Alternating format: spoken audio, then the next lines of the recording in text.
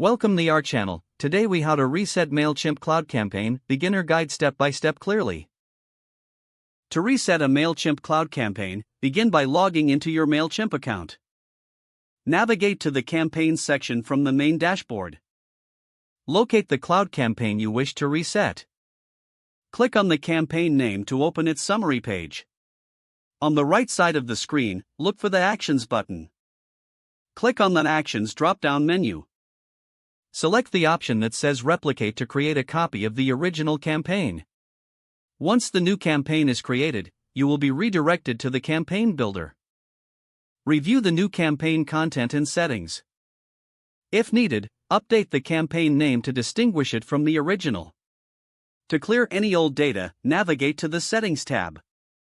Here, you can adjust your audience and segmentation settings if necessary.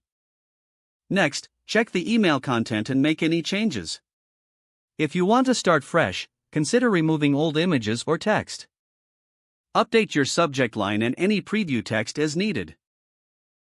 After making all the desired changes, click on the Save button.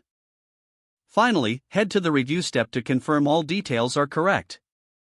Once satisfied, choose the Send button or schedule your campaign for later. Your Mailchimp Cloud Campaign is now reset and ready to go. If the page does not load, refresh the browser or try again in a private or incognito window. Make sure you are using the correct email address, then retype it carefully to avoid small typos. If your password is not accepted, use the Reset option and create a new strong password you can remember.